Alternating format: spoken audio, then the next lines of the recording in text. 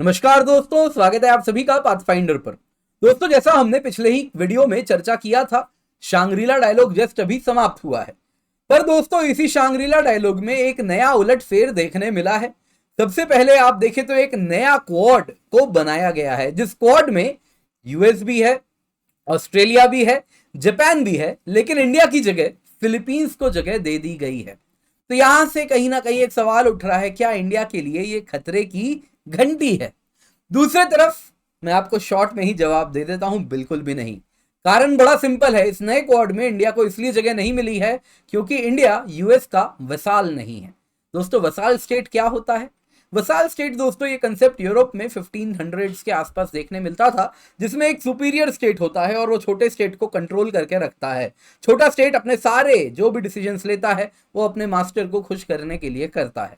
दोस्तों, मैं ऐसा क्यों कह रहा हूं आज की क्लास में जानेंगे, और साथ ही साथ जानेंगे इस नए क्वाड से इंडिया के लिए क्यों नई अपॉर्चुनिटी बनने वाली है। तो क्या है ये सब कुछ, आइए आज की क्लास में देखते हैं। आप देख सकते हैं, बिल्कुल आज का ही न्यूज है। Philippines to set up ties with US, Japan, Australia coalition. US, Australia, Japan forming new quad with Philippines. और यही है, शुड इंडिया बी कंसर्न, क्योंकि यही सवाल है, इंडिया को क्यों हटाया भाई? क्या इंडिया के लिए ये खतरे की घंटी है? तो चलिए स्टार्ट करते हैं। इससे पहले आगे बढ़े, आपको बता देता हूं क्वाड क्या था। हो सकता है कुछ विद्यार्थी नहीं जानते होंगे। तो दोस्तों, क्वाड सिक्योरिटी डायलॉग या फिर क्वाड जिसको इनफॉर्मली कहा जाता था, ये एक स्ट्रेटेजिक सिक्योरिटी डायलॉग था जिसमें ऑस्ट्रेलिया, इंडिया, जापान, यूएस था। इस डायलॉग की जो स्थापना करवाई गई थी उसके पीछे शिंजो आबे जी का बहुत बड़ा हाथ था। हालांकि फॉर्मली कहा जाता है ये क्वाड का पर्पस है कि डिफेंस कोऑपरेशन हो, साथ साथ जितने भी डिजास्टर मैनेजमेंट है वो बेहतर हो सके। लेकिन बैकग्राउंड में एक्चुअल में तो हम सभी जानते हैं कि इसके पीछे पर्पस था कि free and fair Indo Pacific रहे, और जिसमें जो चाइना बहुत मजबूत होता जा रहा है उसको कहीं ना कहीं उस पर लगाम लगाना था। तो अब यही पर्पस से ये न्यू क्वाड बना है। तो क्या है इसमें सब कुछ, आइए आज की क्लास में जानेंगे। पर उससे पहले एक जरूरी अनाउंसमेंट है। क्योंकि 7 जून यानी कल तक ही एनरोलमेंट्स ओपन है, आखिरी दिन है। अग्निपथ कोर्स में एनरोल करना है तो यूज द कोड KC10। 7,999 में आप एनरोल कर सकते हैं। बोध हिंदी बैच है, ये भी 7,999 में ही आपको दिया जा रहा है। ये हिंदी माध्यम में 15 जुलाई से बैच स्टार्ट है। दोस्तों, दोनों ही बैच में आपको 900 से अधिक घंटे लाइव क्लासेस के मिलेंगे। प्रीलिम्स मेंस इंटरव्यू का कॉम्प्रिहेंसिव कवरेज मिलेगा। 40 टेस्ट प्रीलिम्स के हैं, 10 टेस्ट मेंस के हैं। Mains mentorship and interview guidance programme है। इसके सिवा एनसीईआरटी बैच भी स्टार्ट होने वाला है। दोस्तों, मेक श्योर 15 जून से बैच स्टार्ट हो रहा है, तो इसमें भी आप एनरोल कर सकते हैं केवल 4,999 रुपए में on using the code KC10। तो दोस्तों, जैसा मैंने बताया, न्यूज में है यूएस, जापान, ऑस्ट्रेलिया और फिलीपींस मिलके पहला quadrilateral defence chief talks Singapore में किए सैटरडे को। दोस्तों, यहां पे चर्चा हुई कि जो चाइना साउथ चाइना सी और ताइवान के आसपास नई समस्या क्रिएट कर रहा है उसको कैसे सॉल्व किया जाए। दोस्तों, ये आपको बता देता हूं, एशिया सिक्योरिटी फोरम, जिसको शांग्रीला डायलॉग के नाम से भी जाना जाता है, उसी के साइडलाइन पर हुआ है। आप लोगों से यहां पे सवाल है, एक इसी प्रकार का टॉक इंडिया भी ऑर्गेनाइज करता है, उसका क्या नाम है, और एमईए के साथ कौन मिलके इसे ऑर्गेनाइज कराता है, कमेंट में बताइएगा। तो दोस्तों, इसी में शांग्रीला डायलॉग में चारों देश के जो लीडर्स थे वो कहे कि हमारी जो आस्था है वो free and open Indo Pacific को बनाए रखने पर है, और उसी के लिए हम चारों देश मिलकर हाथ जोड़ रहे हैं, एक दूसरे के साथ हाथ मिला रहे हैं। दोस्तों, यहाँ पे यूएस, जापान, ऑस्ट्रेलिया और फिलीपींस हैं।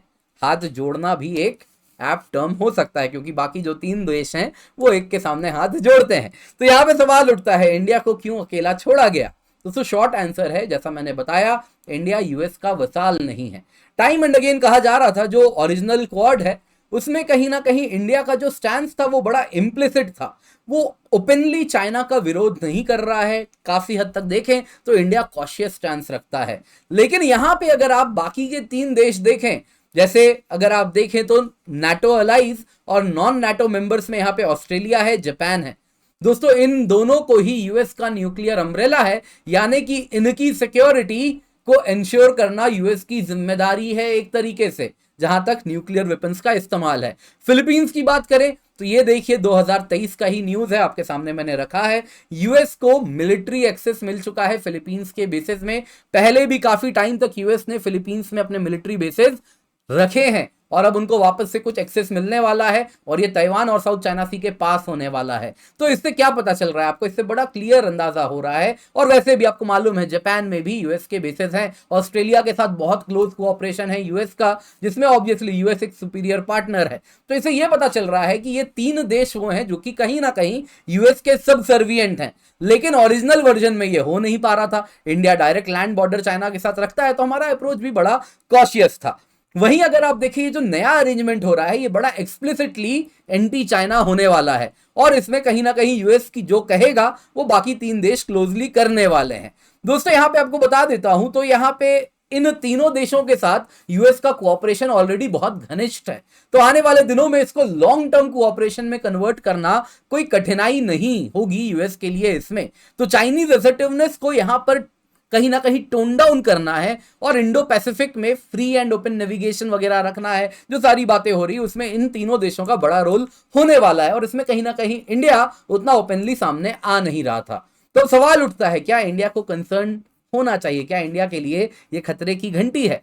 दोस्तों इंडिया की बात करें अगर आप देखिए, कोई कॉज ऑफ कंसर्न नहीं है एज पर जियोपॉलिटिकल एनालिस्ट्स, क्योंकि दोनों ही ग्रुपिंग की जो प्रायोरिटी है वो बिल्कुल अलग है।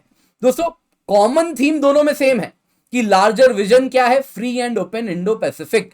लेकिन ये जो ग्रुपिंग बन रही है इसका जो डायमेंशन होने वाला है कोऑपरेशन का, वो ज्यादा मिलिट्री कोऑपरेशन होने वाला है। साथ ही साथ जो फोकस है वो साउथ चाइना सी और ईस्ट चाइना सी पर केंद्रित रहने वाला है, और यहीं पर कैसे भी करके चाइना की जो तेजी से बढ़ती हुई मिलिट्री एडवेंचरिज्म है उसको टोन डाउन करना इसकी मेन जिम्मेदारी होने वाली है। दोस्तों यहां पे इंडिया का जो स्ट्रेटेजिक सिग्निफिकेंस है वो इंडिया दोस्तों बहुत बड़े इलाके तक अपना कहीं ना कहीं जो स्फीयर ऑफ इन्फ्लुएंस है वो कमांड करता है। तो इंडिया का जो स्फीयर ऑफ इन्फ्लुएंस है वो इंडियन ओशन से लेकर कहीं ना कहीं मलक्का स्ट्रेट तक डेफिनेटली है इंडियन ओशन में। तो इतने बड़े इलाके में यूएस को कहीं ना कहीं जो पार्टनर जो ये रोल फुलफिल कर सकता है वो इन देशों के लिए इंडिया ही है। तो न्यू दिल्ली का जो कोऑपरेशन इन देशों को चाहिए ही आज के टाइम के प्रिवेलिंग जियोपॉलिटिक्स में भी और जियो इकोनॉमिक्स में भी। तो इंडिया के लिए कोई ऐसी खतरे की घंटी नहीं है, तो इंडिया को कंसर्न नहीं होना चाहिए, क्योंकि कहीं ना कहीं जो फिलीपींस है इसके साथ जो क्वाड बन रहा है इसका रोल बड़ा सिंपल है, इतने ही इलाके तक रहने वाला है। और बाकी इंडो पैसिफिक रियल टर्म्स में इन छोटे देशों से आप कहीं ना कहीं उम्मीद नहीं कर सकते कि ये जो मिडिल पावर्स हैं वो चाइना जैसे पावर को कर्टेल करने में अमेरिका के लिए बड़े अलाई हों। वो इंडिया ही कर सकता है, और इंडिया कहीं ना कहीं अपने आप को यूएस का अलाई भी कहलवाना नहीं चाहता है। हम सभी जानते हैं, हम कहीं ना कहीं इन सारी चीजों से दूर रहते हैं। तो इसमें यहां पे इंडिया के लिए नई अपॉर्चुनिटी बनेगी ऐसा एनालिस्ट का कहना है। कारण बड़ा सिंपल है, अगर आप देखें तो न्यू दिल्ली की जो ग्रोइंग डिफेंस टाइज है मनीला के साथ अब वो और ज्यादा मजबूत होगी। आपको याद होगा फिलीपींस के साथ हमने ऑलरेडी एक 2022 में $375 मिलियन का डील साइन किया था, जिसके अंतर्गत ब्रह्मोस सुपरसोनिक मिसाइल के एंटी शिप वेरिएंट हमने उनको बेचे हैं। जाहिर सी बात है अब इस न्यू क्वाड के बाद फिलीपींस भी बहुत ज्यादा कहीं ना कहीं अपने डिफेंस मॉडर्नाइजेशन पर ध्यान देने वाला है, क्योंकि जैसा मैंने बताया इस न्यू क्वाड की जो मेन कोऑपरेशन होने वाली है वो मिलिट्री डायमेंशन की होने वाली है। तो उसमें इंडिया एक रिलायबल पार्टनर हो सकता है फिलीपींस के लिए। आइस ब्रेक ऑलरेडी हो चुका है, इंडिया ऑलरेडी फिलीपींस मार्केट में घुस चुका है, तो ऑलरेडी अब इसमें जो मोमेंटम है इसको हम और मजबूत कर सकते हैं। यानी कि इन शॉर्ट इंडिया के लिए अपॉर्चुनिटी है, ना कि एक खतरे की घड़ी। दोस्तों क्लास पसंद आई होगी तो लाइक जरूर कीजिएगा। पीडीएफ का लिंक आपको डिस्क्रिप्शन बॉक्स में मिल जाएगा, डाउनलोड कर सकते हैं। कुछ भी सवाल है तो यहां से आप पूछ सकते हैं फॉर्म फिलअप करके। अग्निपथ कोर्स याद दिला देता हूं, कल आखिरी दिन है। यूज दी कोड KC10 7999 में सब्सक्रिप्शन मिलेगी। हिंदी बैच 15 जुलाई से स्टार्ट है। यूज दी कोड KC10 7999 रुपए में सब्सक्रिप्शन मिल रही है। दोनों ही बैचेस में 900 से अधिक घंटे लाइव क्लासेस के हैं। प्रीलिम्स मेंस इंटरव्यू का कॉम्प्रिहेंसिव व्यापक रूप से कवरेज होने वाला है। बोध में हिंदी में और अग्निपथ में बाइलिंगुअल होने वाला है। टेस्ट सीरीज भी दोनों में मिल रही है, 40 प्रीलिम्स की, 10 मेंस की, और मेंस मेंटरशिप इंटरव्यू गाइडेंस भी दे रहे हैं। एनसीईआरटी बैच भी लेकर के आए हैं। KC10 कोड का इस्तेमाल करें, महंगी कीमत पे ना खरीदें। CSAT कोर्स भी है 2499 में। अग्निपथ प्रीलिम्स टेस्ट सीरीज भी है 2999 में। अगर आप चाहें तो सेपरेटली ले सकते हैं, अदरवाइज कोर्स लेंगे तो आपको सब कुछ मिलेगा इस कोर्स में, अलग से लेने की आवश्यकता नहीं है। मेंस टेस्ट सीरीज भी है 2499 रुपए में। टीम है बहुत ही एक्सपीरियंस्ड है। पर्सपेक्टिव सीरीज भी देखें और हमें हमारे सारे सोशल मीडिया हैंडल्स पर जरूर फॉलो करें।